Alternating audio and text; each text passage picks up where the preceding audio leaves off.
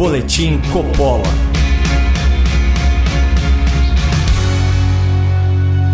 Sejam muito bem-vindos a esse Boletim Coppola sobre as ilegalidades no julgamento do deputado Daniel Silveira pelo Supremo Tribunal Federal. As violações grosseiras à Constituição, o desrespeito ao devido processo legal e o abuso de autoridade fazem desse um caso emblemático da injustiça no Brasil. A despeito das falas grosseiras do deputado, a ação contra Daniel Silveira é uma aberração moral e jurídica que rivaliza em sua infâmia apenas com a soltura e com a reabilitação eleitoral de Lula da Silva, um corrupto inveterado cujas ações penais foram anuladas arbitrariamente pelo STF. E isso depois de múltiplas condenações sentenciadas por uma dezena de juízes, desembargadores e ministros em todas as instâncias do judiciário. Para usar a expressão consagrada pelo ex-criminoso e líder do partido Quadrilha, responsável aí pela indicação da maioria dos integrantes do Supremo, nunca antes na história desse país tantas irregularidades foram perpetradas pela nossa mais alta corte. O descaso com a lei, a perseguição a adversários políticos, as manifestações fora dos autos e a interferência indevida em atribuições alheias são sintomáticos de uma concentração de poder sem precedentes nas mãos de autoridades públicas, especialmente de autoridades não eleitas. Numa liminar, o ministro determinou a soltura, sem monitoramento, de todos os presos condenados sem trânsito em julgado, uma decisão com potencial de beneficiar dezenas de milhares de criminosos perigosos. Por capricho, um ministro foi capaz de prejudicar milhões de brasileiros e interromper serviços de utilidade pública ao determinar a suspensão de um popular aplicativo de mensagens. Por vaidade, um ministro requereu que outro censurasse uma matéria da imprensa que reproduzia um documento judicial que implicava seu nome em um escândalo de corrupção. Por ideologia, ministros vêm tentando legalizar o aborto, contrariando 75% da opinião pública e usurpando a competência do poder legislativo. Sem a decência de reconhecer a própria suspeição, ministros julgam em causa própria e atuam sem controle externo, pois seus juízes constitucionais, os enrolados parlamentares brasileiros, temem represálias do tribunal caso contrariem a verdade e a vontade supremas. Mesmo diante de um abaixo-assinado subscrito por milhões de cidadãos, pleiteando a análise dos pedidos de impeachment em desfavor de um certo ministro, o presidente do Congresso se recusa a submeter a pauta ao exame do Senado. Nenhuma surpresa. Ano passado, esse mesmo lambitogas chegou a bloquear suas redes sociais para evitar ser cobrado sobre o assunto. O desequilíbrio entre os poderes é patente, mas para piorar, os xerifes e os pavões do tribunal contam com o apoio de uma aliada de ocasião, a imprensa. Ao invés de defender nossas liberdades individuais, de fiscalizar o cumprimento da Constituição e de denunciar os excessos cada vez mais frequentes dos ministros, o jornalismo militante e hegemônico nas redações optou pela conivência ou pelo endosso às práticas antijurídicas da Corte. Isso porque a grande mídia enxerga no Supremo Tribunal Federal um polo de resistência ao presidente da República, candidato à reeleição que, segundo as últimas pesquisas, vem crescendo nas intenções de voto. Convenhamos que é impossível discordar desse diagnóstico. O STF faz sim oposição política explícita a esse governo federal e ao presidente Bolsonaro, por palavras e por ações. Mas, além disso, o tribunal também tem feito oposição à liberdade de expressão, oposição à separação dos poderes, oposição à lei posta e ao próprio texto constitucional. Para ilustrar a dimensão da ilegalidade na atuação recente de ministros do STF, vamos listar 10 violações à lei processual, penal e constitucional que contaminam o caso Daniel Silveira. Vamos começar pelo famigerado inquérito das fake news, em que o deputado era investigado à época em que gravou os vídeos que ensejaram a denúncia. Legalidade número 1. O artigo 43 do Regimento Interno do STF só permite a instauração de inquérito no caso de infração à lei penal cometida nas dependências do tribunal.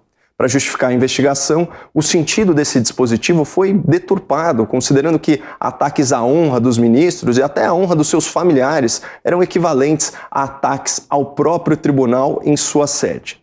Ilegalidade 2. Ainda que o inquérito das fake news fosse legítimo e não é, todos os atos do ministro Alexandre de Moraes deveriam ser anulados, porque decorrem do desrespeito à livre distribuição processual e à garantia do juiz natural. A lei proíbe que os trabalhos sejam conduzidos por um ministro previamente designado, como foi o caso.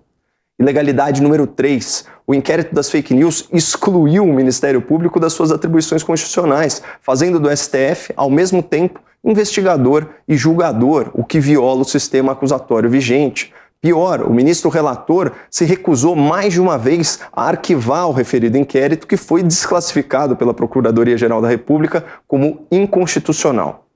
Ilegalidade 4. Além de investigarem e julgarem, os ministros, supostamente, também são as vítimas de eventuais infrações praticadas no âmbito do inquérito das fake news, o que compromete sua imparcialidade.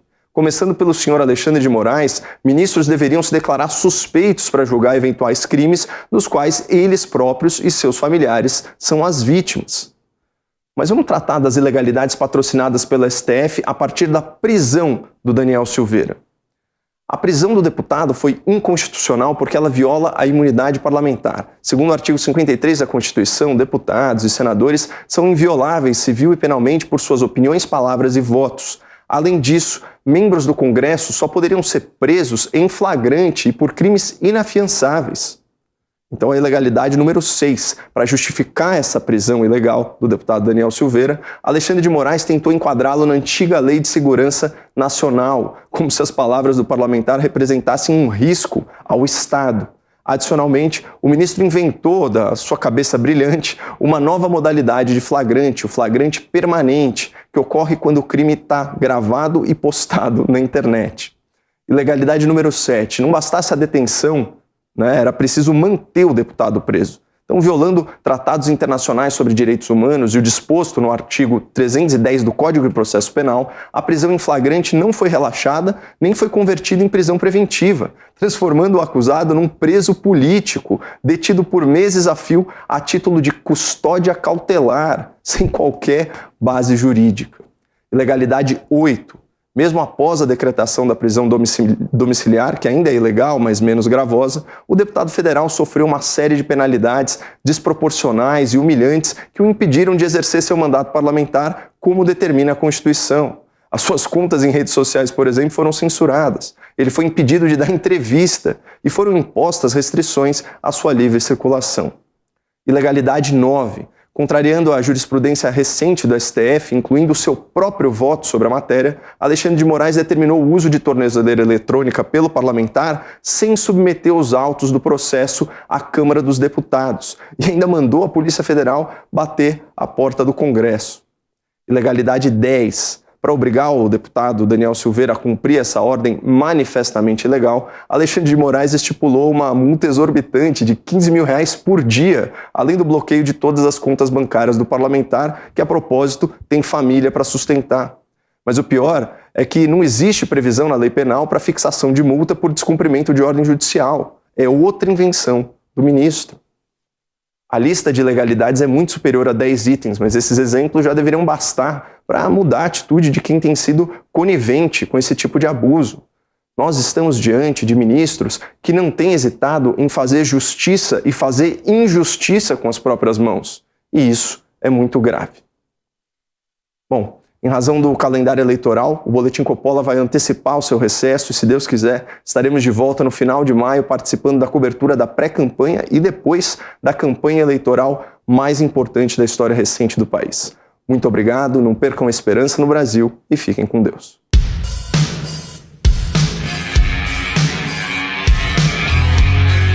Realização Jovem Pan News.